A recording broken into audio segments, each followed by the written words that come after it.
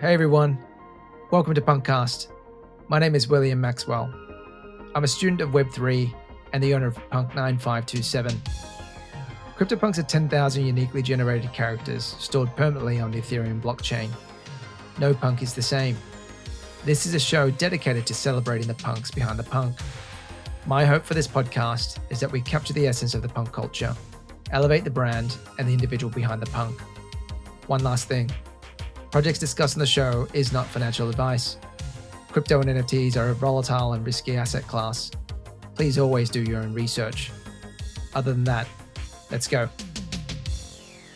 Hi everyone, welcome back to another episode of PunkCast. Today we're back with Punk7167 with 4 Atties. He's a cool looking punk with shadow beard, shaved head, earring, and the highly sought after 3D glasses. In real life, he's a former investments trader turned crypto artist, creating one of the most notable collections that just captures the vibe and essence of our weird and wonderful NFT and Web3 culture, RektGuy. Please welcome OSF to the show. OSF, how are you, man? Good, thanks. It's great to be here. Thanks a lot for having me. Well, of course. Been wanting to have this conversation for some time, and I think a few of the other punks have sort of dropped your name as well, wanting to get you on. I think Tony Herrera was the one that sort of connected us as well. So maybe we could start off something simple. How did you come up with the handle OSF? That's a good question. I do get asked that quite often, and I wish I had a creative response for it or something that was interesting, but actually they're just my initials. So it's nothing more exciting than that, unfortunately. Okay, got it. No, that's cool. And then, all right. Well, welcome to PunkCast. Lovely to have you on. It would be great if you could share, I guess, a bit of context around your background and everything sort of pre crypto. It'd be good to sort of understand your backstory. Yeah, sure. So my background is actually in traditional finance. I worked as a trader at an investment bank, and it was my first job out of graduation, and I did that for about 10 years. And kind of in my final year of working there, I got stuck into crypto and then NFTs, and that's how I got into the space. But traditionally, I'm from the traditional finance world. Nice. And you obviously you studied finance out of the UK. I'm detecting from your accent you're from the UK. Yeah, born and raised in the UK. Right now, I'm based in London, but I studied. Technically, I studied maths and economics at university, so it wasn't necessarily finance, but it's obviously a very it's a profession that's very geared towards landing a finance role. So yeah, pretty much straight from being 16 or 17 years old, I kind of had my eye on the goal to work as a trader in finance, and that's what I went ahead and did. Did you have any sort of creative bones growing up alongside, I guess, your quantitative sort of skill set in the early days? Yeah, so from the ages of 13 to 18, I used to create a lot of digital art online. Back then, the only platform you could do it on really was DeviantArt, and there was no crypto or anything, so there's no real way to monetize it. But art has been a big thing in my family. I used to draw and paint a lot as a kid, and I was definitely a computer nerd growing up. I taught myself how to code and just spent all my time on downloading stuff off LimeWire and going into IRC channels, real internet degen stuff from the early 2000s was what I spent all my free time doing. So I kind of got into making digital art because I had an interest in art anyway, and I spent many years just doing that for fun. Really, it was just a pastime for me. I always tell everyone, whenever I get asked that question, I always tell everyone I wish I was 15 years younger because it would have been perfect for the crypto and the NFT world, but I was just unfortunately about a decade too early for it all. But so it was a big part of my life. And then I guess when I turned 18 and I went to university and discovered alcohol and going out and partying, I just thought it wasn't something that was it wasn't something that was traditionally cool. So I kind of just stopped those hobbies really, and I didn't do anything creative for a good 15 years, I guess. After that. Nice. You mentioned IRC. Is that the server group chat and not where you would just chat to people anonymously? Yes, exactly. Yeah. I think I might have dabbled on that in the early days too. Is that where the question of ASL pops up, age, sex, location, and you would just chat to random strangers? Yes, you'd get that question sometimes, like, oh shit, I better leave this channel.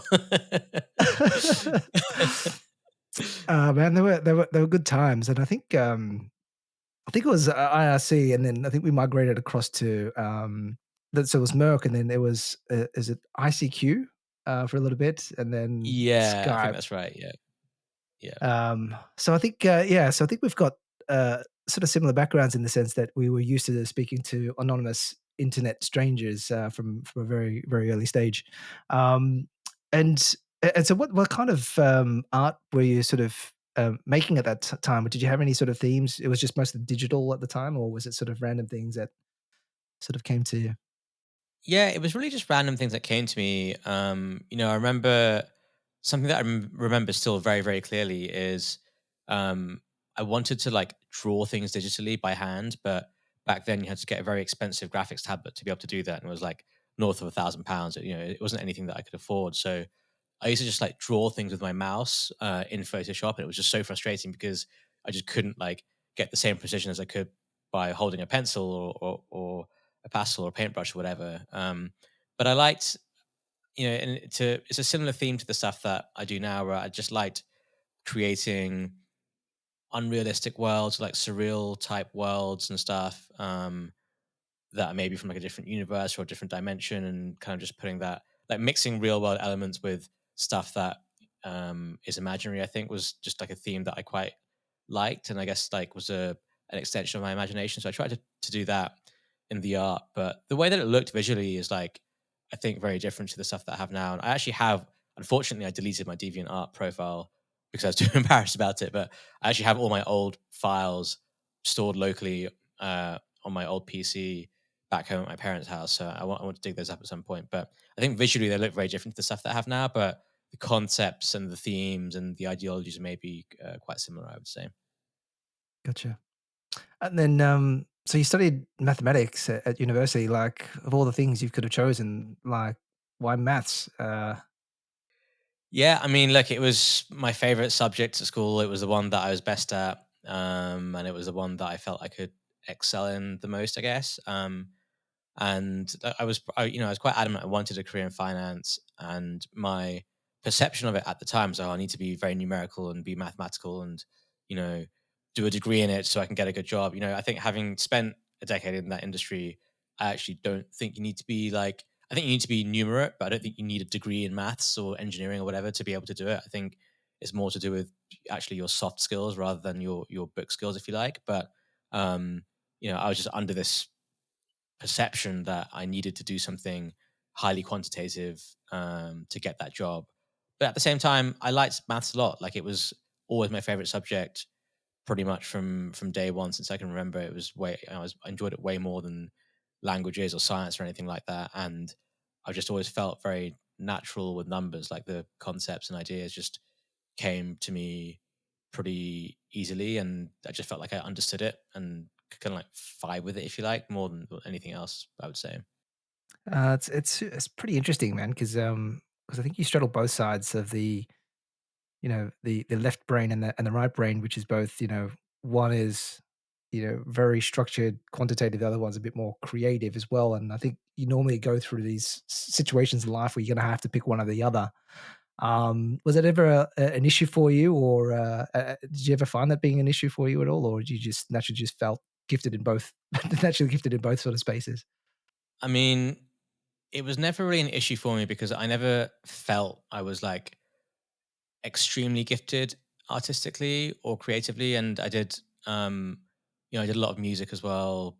I played the saxophone and guitar and stuff. I studied music at school as well. And my music teacher always used to tell me, there was like, that she was like, there's actually a lot of correlation between people who are good at music and people who are mathematicians, because your thought process, even though music is something that's theoretically very creative, your thought process in terms of like reading music and understanding time signature and understanding beats and notes and all that kind of stuff is actually very similar to maths. And I think that's even the same with art, like I think I only really realize this now, but when I create things, and especially in this digital world, there is a mathematical or a systematic element to how they're created. And sure, the initial idea maybe is something that's completely qualitative and completely out of your imagination. But when you actually come down to drawing things and constructing things and understanding like the perspectives and how you're drawing it. It's all you're thinking. I feel like I'm thinking in the same way. So um, it wasn't a conflict growing up because I never really anticipated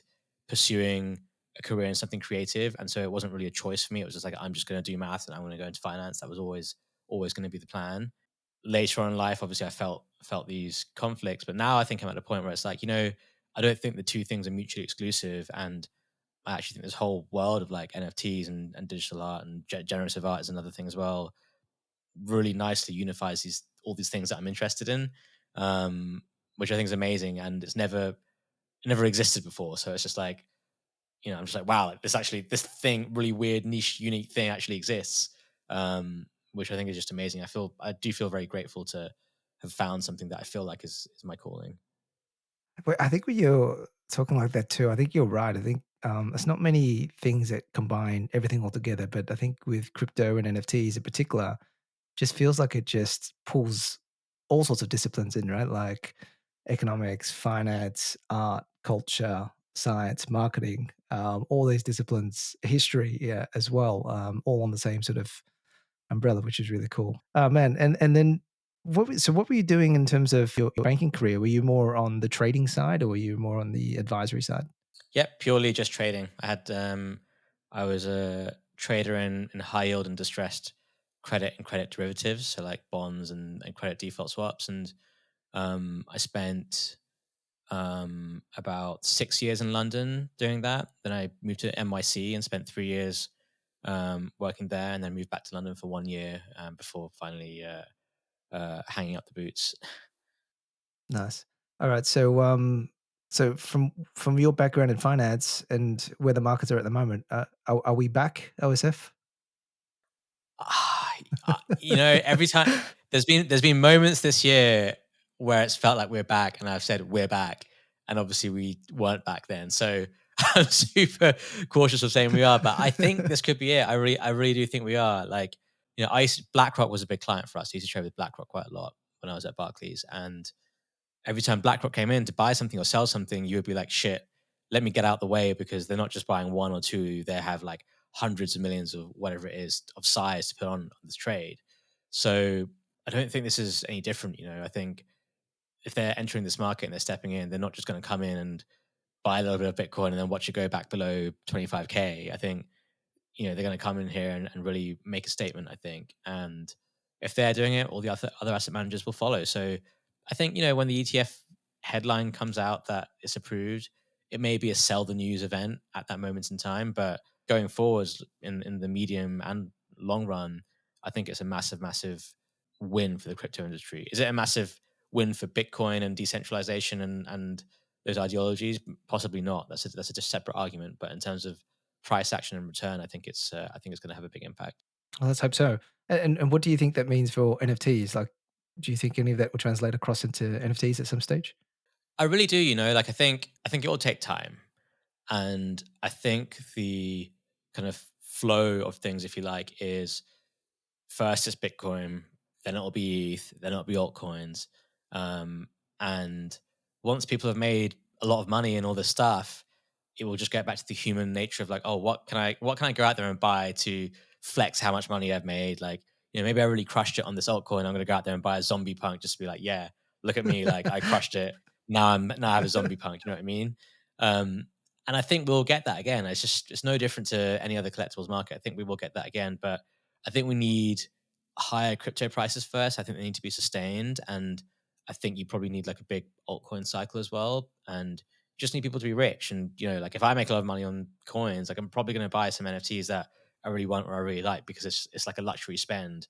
And that's what I think will really truly kickstart the NFT market again in the same way that we saw in 2021. Let's hope so. Um, so talk to us a little bit about your journey to crypto. Like, when was your first foray into crypto?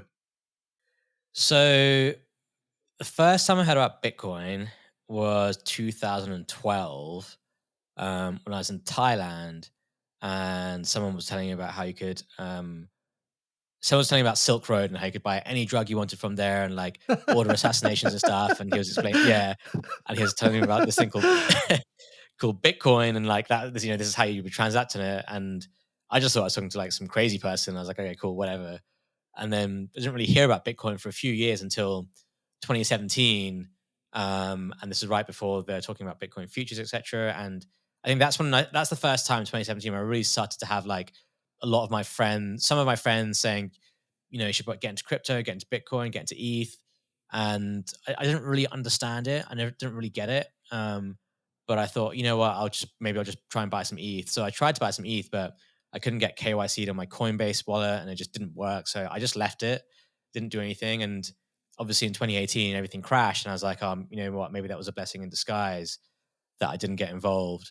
Because if I do get involved, I tend to like put in, I just go in quite big. I just find it very hard to like dabble in small amounts.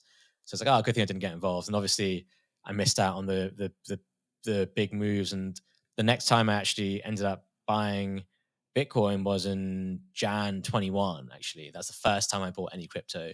And this was after like lots of people telling me about Bitcoin during COVID. I was like, and especially when you work in traditional finance, you're trained to think in a way where it's like, I analyze things on like a fundamental basis and a technical basis, and it's model driven, and these are the factors that drive this value. And you just couldn't really do it with Bitcoin. I just didn't really like. I was thinking about it in a way that I shouldn't have been thinking about.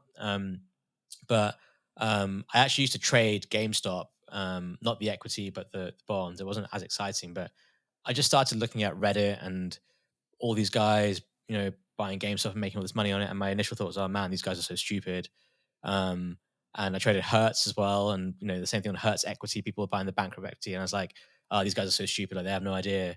Then I was like, well, actually, you start hearing these stories about, random 18-year-old kid makes millions of dollars. And it's like, at the end of the day, I might think he's stupid, but he's made a ton of money. So, and I'm sat here working like 7 a.m. till 6 p.m. or 7 a.m., 7 p.m. every single day. And this guy's just chilling. So, who's really the stupid one, me or him? So I kind of like got over those barriers in my head and I was like, let me just think about crypto again. And I did have this big view on inflation going out of control and interest rates not really moving. And I kind of got my head around the idea this was digital gold. So that was the first time I was like, okay, I understand the case for Bitcoin here. And I understand it's much easier to transact with than maybe some other stuff that I'd want to transact and to put that trade on. So yeah, I just bought Bitcoin Jan 21 and that was it really. Like as soon as I had bought that first bit of Bitcoin, just fell down the rabbit hole on everything really. And you just can't, you just read another thing, another thing, another thing. And you find yourself in crypto Twitter, then you get into NFTs. And after that, I was like, wow, I just can't believe I'd ignored this whole world for so long just because I was too stubborn or stuck in my ways or thought I was smarter than it to give it a chance. And that's one of the most bullish cases for this whole space, crypto and NFTs. Like I think there are lots of people out there like me who just think they're above it or think we're all dumb and they're smart. And eventually they get it, and eventually someone else gets it, and eventually one of their friends gets it, and they look into it. And I think there's a lot more wood to chop there in terms of adoption. And I think a lot of what you said there sort of resonates with me as well. I was probably reluctant, just like you, and maybe ignorant and maybe stubborn. It was probably the way through, but you're probably right. I think it's the guys that make the non-consensus bets are the ones that get paid out. So hopefully we're on the right side of that bet. Um, so January 21. Was that before COVID hit as well? Just just trying to Jan get through. 21 was right after COVID. It was right after Right after COVID. the, Yeah. okay. So yeah, I think that's when I got in as well. And then what was your first NFT? Like, do you remember what that was? Yeah, the first NFT I bought was it's an artist called Dan Hughes, and it was a one of one piece on Super Rare that I bought. At the time, I think I understood NFT wise. I was like, I don't really get the use cases, but I understand this idea of digital ownership and it being a medium for art. So at the beginning, I was very, very focused on just buying, individual one of one art pieces on Super Rare, basically. Mm. Did you collect traditional art in real life prior to digital art? I'd never collected traditional art before, digital art. Um, and I'd been to galleries and stuff and just had an appreciation for things, but I didn't know a lot about it. Um, but yeah, that was really my first step into collecting art for sure. Mm. What was it about NFTs and digital art that got you to sort of make that sort of jump step? Was it a big sort of leap for you, or was it just experimental? Like, how are you sort of thinking through that?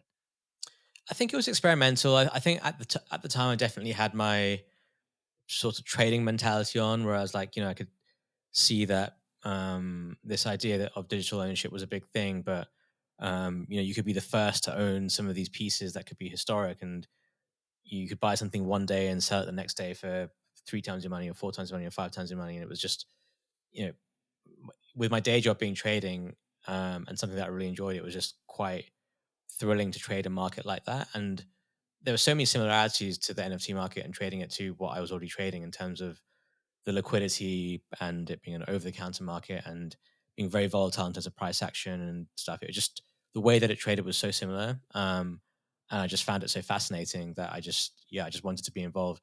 To be honest, at the beginning, I just really wanted to be involved from that perspective, just to trade things and buy and sell things. And it was only after being in the space for probably not just a few weeks, a few months, when some more things clicked for me, and I just kind of like fell in love with it. Really, I think like I was just like, wow, like, this is more than just flipping JPEGs. It was like there's a whole community behind it, and people who have hopes and dreams and are working very hard to pursue them. And you get opened up to the whole ecosystem for more than what got you in it, I think.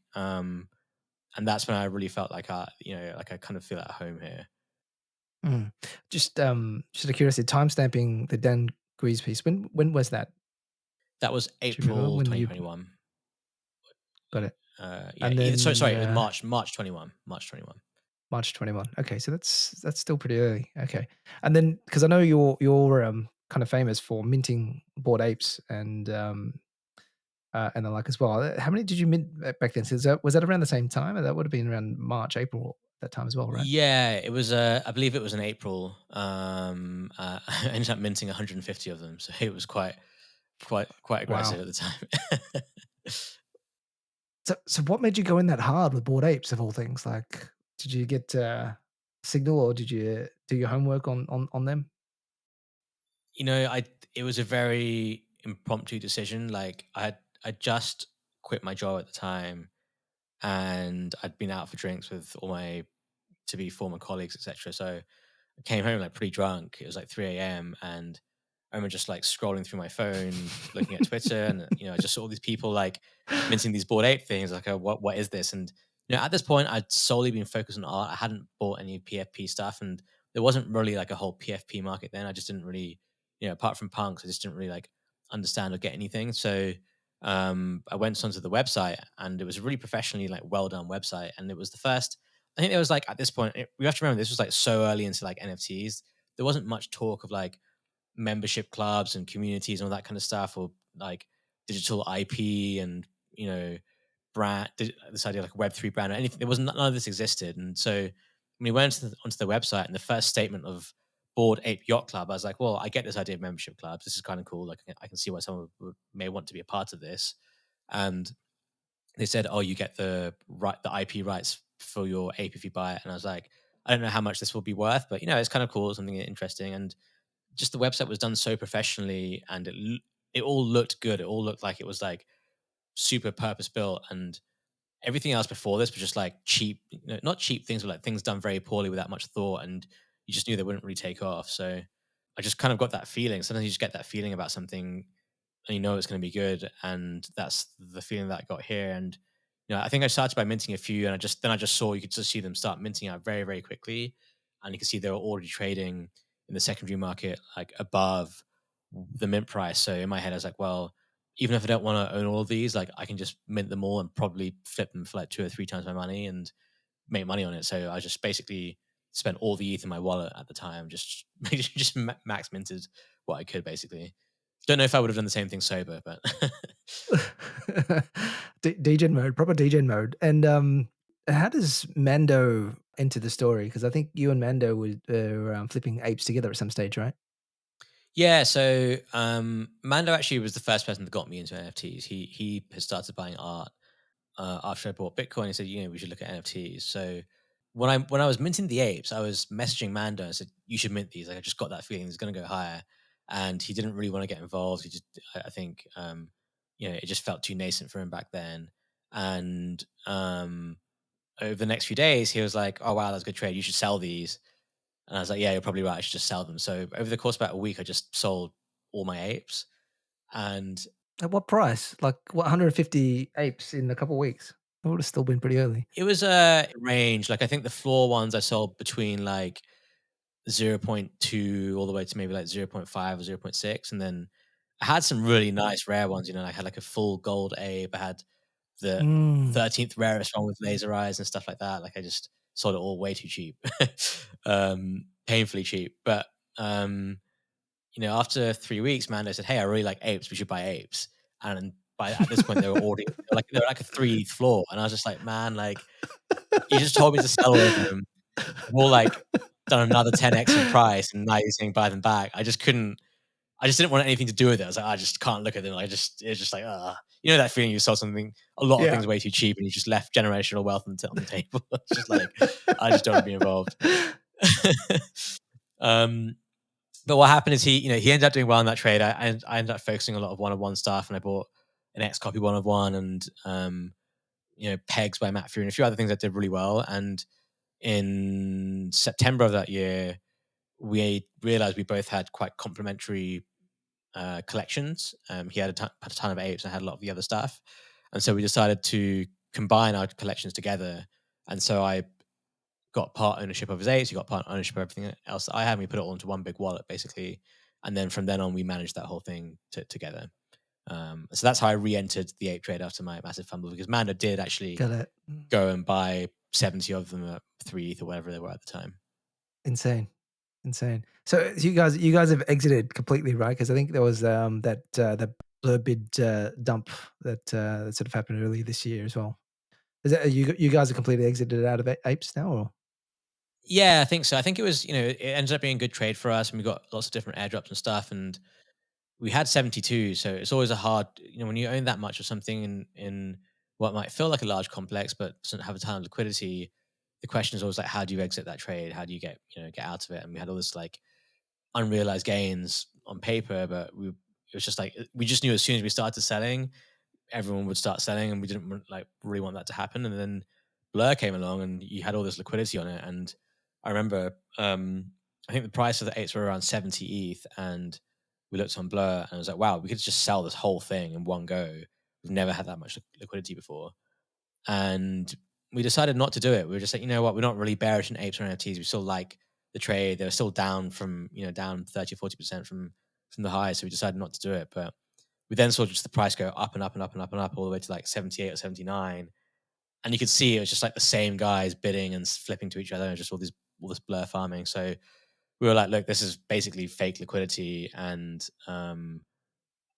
we didn't have a strong view that NFTs were going lower, but it was a really good trade for us. And we just had this opportunity to sell the whole thing in one clean sweep to people who weren't really real buyers, perhaps. And so we're just like, we just have to take it. It was just the smart thing to do to take profits. And so this was February this year. We just decided to sell them all.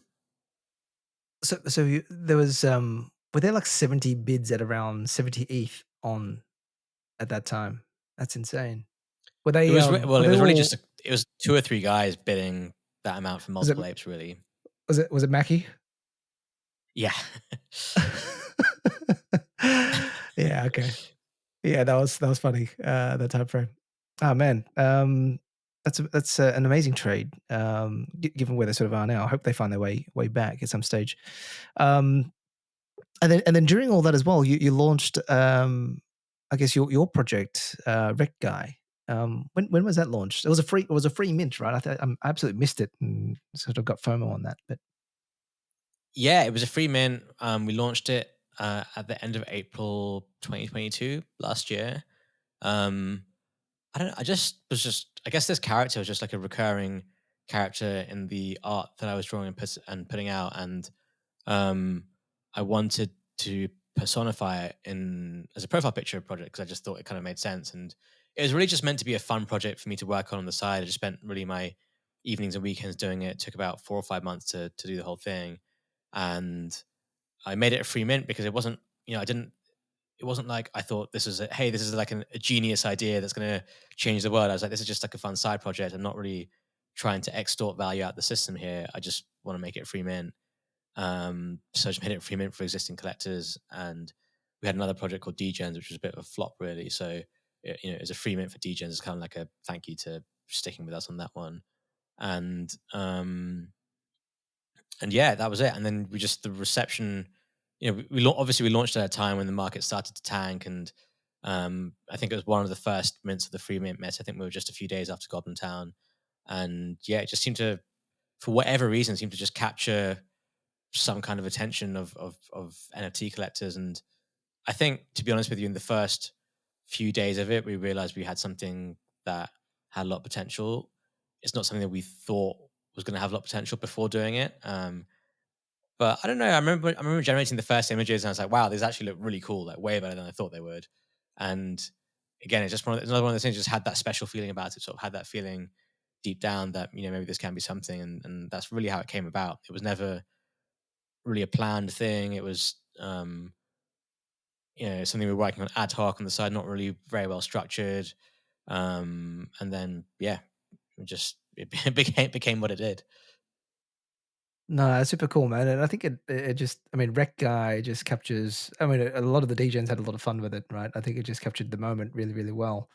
Everyone's bags are down bad, and everyone's literally degenning across the whole sort of piece as well. So it's a really fun collection. Across your pieces, though, I mean, because you do a few art collections, one-on-ones are super rare and things like that as well. Like, how would you describe, I guess, your style of art? I know glitch is an element of it as well, but how would you describe, I guess, the inspiration behind your art and I guess the context of it? Yeah, I don't. I always find that one tough to answer. Really, like I'm a huge fan of Xcopy, and he's been a massive influence for me for sure. So some of the glitch elements or the ideologies definitely stem from his influences. Um, but as I've drawn things over the last couple of years, I think you naturally develop and get into your own style and the things that you want to put out. But I would say, like, I really like, I'm a big fan of meme culture, and I'm a big fan of capturing moments in time and like the zeitgeist and that kind of stuff. And I like portraying elements of that in my art. I think it's, we've been through a lot in crypto in the last 2 years, and we'll look back on it in years to come thinking, wow, like remember when that happened, or remember when FTX went bust, or when 3AC went bust, or when BlackRock ETF got accepted, whatever. Like these are all massive, massive moments. And I think capturing them through art is a really cool way to capture them, I think. And art lives forever, and art that's on chain will live forever. And it's just, for me, I'm a very, very nostalgic person. I always have been. So it's kind of cool to be like, oh, I remember when I drew that, when this thing happened, like that reminds me of that. And I think that's the biggest thought I have when I create things. And like the genre is tough to really say. Like there are elements of glitch in the way that the pieces maybe are animated and the way they come out, but I don't think it's glitch art in its true form. I think it's better described as just animated art, and maybe there are elements of surrealism, but it's not really quite surrealism. It's just like unrealism, is what I think is what I like to say. And I like drawing cities that we know are real cities, but like putting them into like my own kind of world, if that makes sense. It's kind of like if you ever watch Stranger Things, you have like the normal world and you have the upside down, and like I'm trying to draw like my upside down version of the real world, I think. So yeah, it's really hard to like put that into a genre. Yeah, but that's kind of like how I see it. No, that's cool.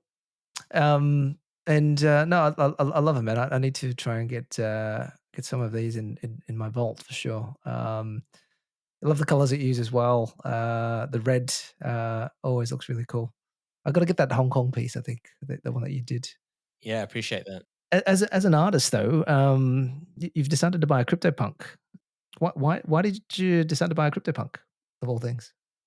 Yeah, I've had a long back and forth history with CryptoPunks. I think the first time I heard about them, I just didn't get them. I didn't really like them, and I think this was March 2021, and I just felt like they were being shilled very aggressively on the timeline. It's like, buy this CryptoPunk and be a part of this. Like it gives you like um, uh, digital like certification that like you're a real person, you know what you're talking about, all this kind of stuff. And I just didn't like. It felt very elitist to me. Like I'm very like anti-elitist, so I didn't really love it.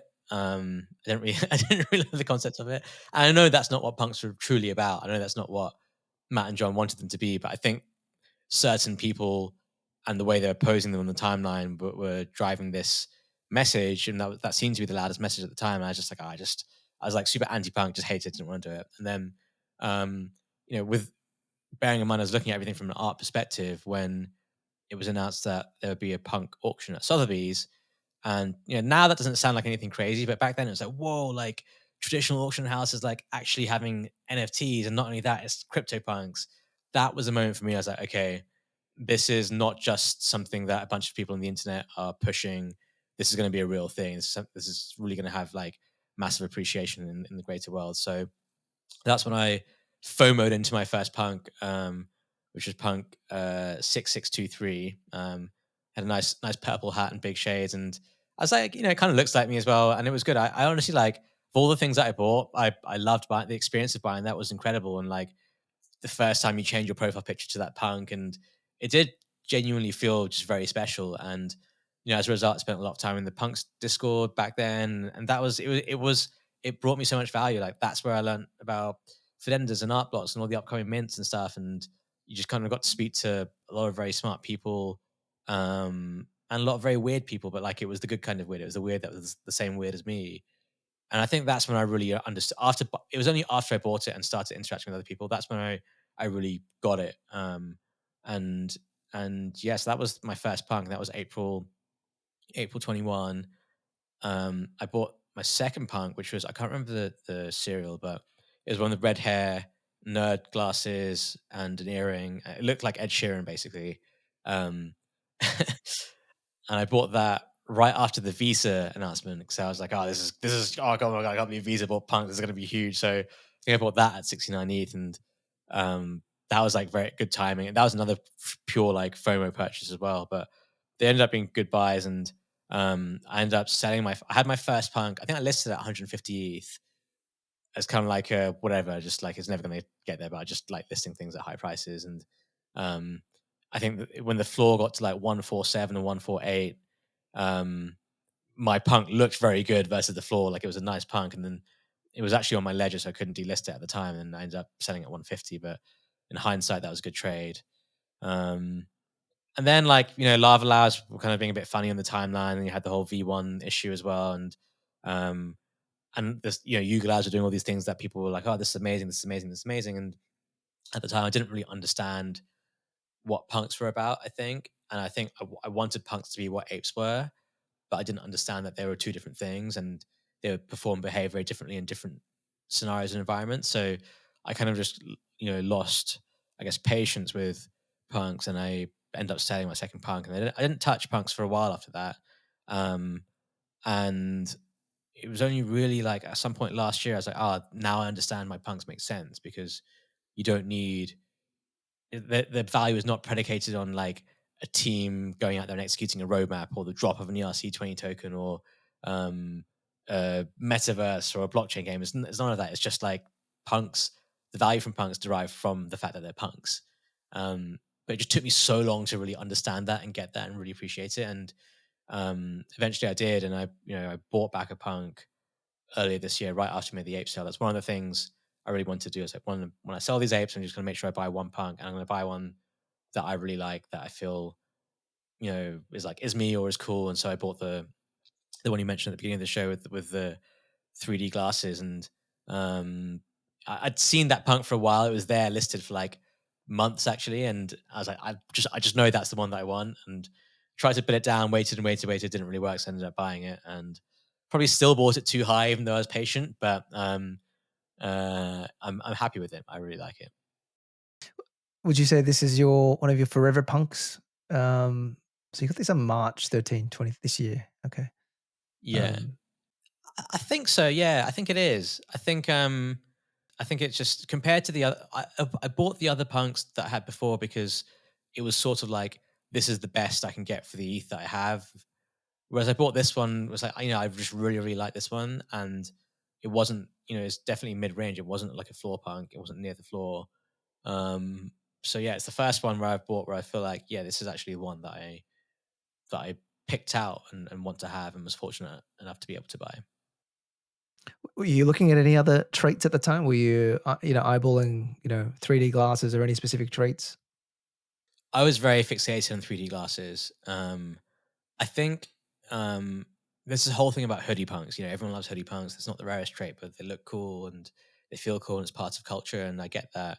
And my initial thought was like, yeah, let me try and buy a hoodie, but they were so expensive. And I was like, I personally just don't love the way many of them look. And the ones that look good were like super expensive. So it's really hard to get like a nice, clean hoodie punk that was kind of felt affordable. And also, like with the hoodies, like they look nice, but like as you've probably seen from my art and stuff, like I like colors. I like things to stand out and kind of like strike out at you. And I think, in my opinion, 3D glasses are one of the most striking traits out there because of the contrast of the two colors, the red and the blue. You don't really get that in many punks. And I suppose you can have like purple hair or purple hat or red hair.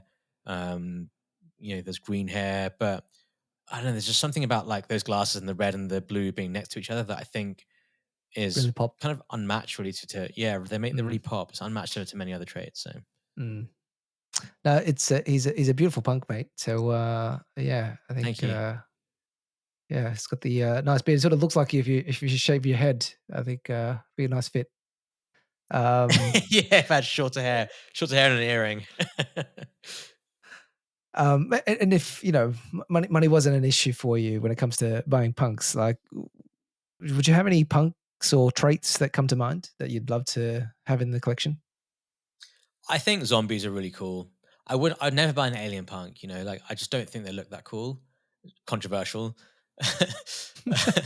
uh, but I think zombie punks are really cool. One of my favorite punks is the one that someone called OX Tycoon owns, which is like it's a zombie punk with a Lux beard and a beanie. Three It's got the Um, 3D. Does it have the 3D? maybe it has 3D glass. Yeah, possibly does. I Yeah, can't remember.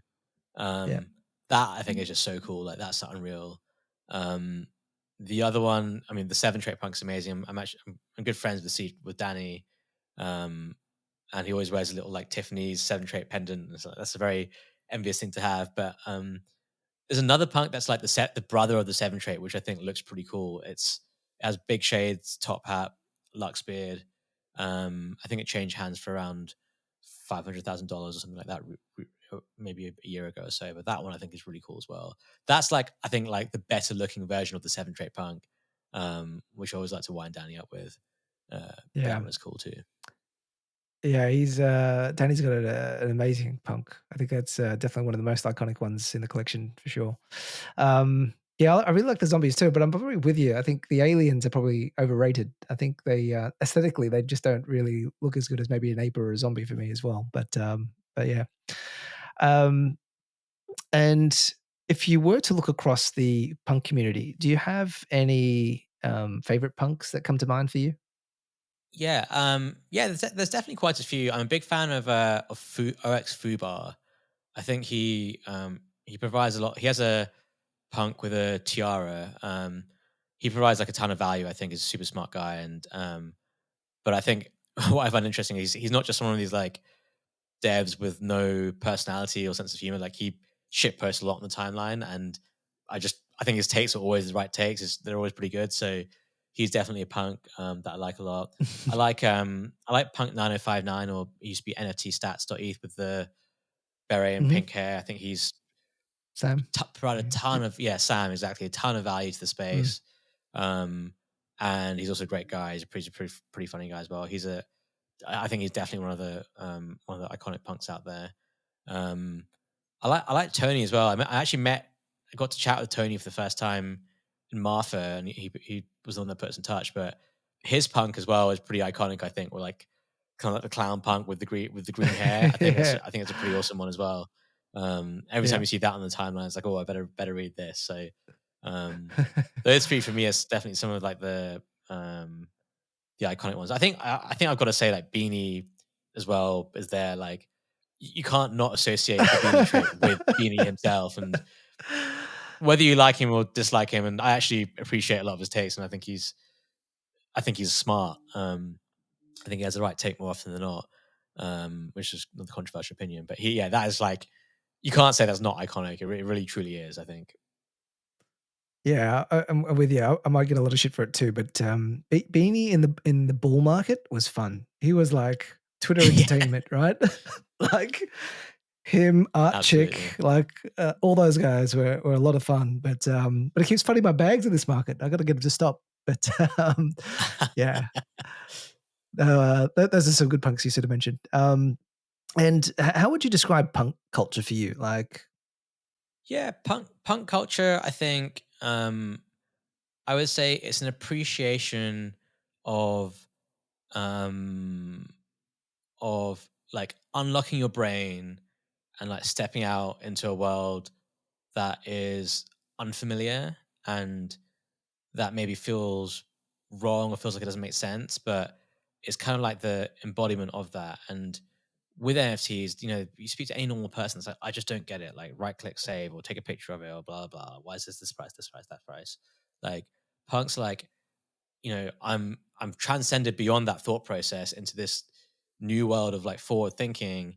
And I'm now taking all these things at face value and thinking about things like in a new form without this like ignorant bias and without this pride, self pride, or self knowledge that I have, and just like resetting, just being very open minded. So I think punk culture is about being open minded. I think, which is funny. Like many people may not say that about punks, but I think it truly is. And I think it's an appreciation for like it's an appreciation for things that just fit well together seamlessly in a nice way. It's like you see the NFTs that punks want to buy, and there's a reason why many punks don't like apes or don't like other NFTs, but there's a reason why they're big fans of art blocks or autoglyphs and other things, because there is within punks there is this idea of like almost like mathematical appreciation for the things and the way they are. And I think that's for me that's what punk culture is, and it's like it is like that weird part of the internet where people have just found each other and have got together. But I think I think that's what it is. I think that for me, that is a real thing, and it begs the question. Like I've made lots of Throne Street punks, and I'm sure you have. I'm sure many others have. It begs the question: like if you didn't have punks, would you have met these people and would you have found these communities? And would you have found people who share your same niche interests? Maybe through something else, maybe not. I don't know. But I'm grateful for punks for existing to connect like-minded people in that way. I think. yeah, I think you described it quite nicely as well. I think I'm sort of getting elements of you said open mindedness coupled with correlations to mathematics, and I think there's a purity that goes along with it, right? I think they like art blocks, they like on chain things, and probably more a little bit more extreme than most. But yeah, I think it's sort of a nice way to sort of summarize it. Um, you spoke briefly about V1 punks. How do you feel about V1 punks? It's a good question. Um I think they have their place in the history of punks. I don't think they're worth zero. I don't think you can completely discredit them or ignore them, because at the end of the day, they do exist, and there is something cool or charming about like this is the first project that we messed up, so it's like the failed thing. It's kind of like when you find like an old demo tape of an album that was like unreleased. You know what I mean? It kind of has that kind of vibe about it. So from that perspective, I think they're cool, and I think they are a collectible, and I think they're worth owning. With regard to their value, should they flip punks or be worth more than um the the actual crypto punks just because they predated them? I think the answer to that is no. Like I think I believe in this idea of like things having certain age or vintage, and that accruing to their value. But I think just because something is old or the first doesn't mean it should be the most valuable thing. Like it has to be the thing that maybe has some history, but also the thing that had the biggest cultural impact. And at the end of the day, the thing that had the biggest cultural impact was the V2 punks as we know them today, not the V1 punks. So I think that will never change. And but it doesn't mean V1 punks are, pointless or worthless or not a cool thing to collect. I actually, I would like to own one because I think it's an important part of history. But I don't buy the thesis that this predated punk, so they should be worth more than punks. Nicely said. And how do you feel about the Yuga acquisition of CryptoPunks IP? How did you feel about that at the time? At the time, I was like, wow, this is like a crazy Chad move by Yuga Labs, and they're flexing on Lava Labs, and this is crazy. And then at the end of the day, we sit here today, and Lava Labs probably had the better side of that trade, I think.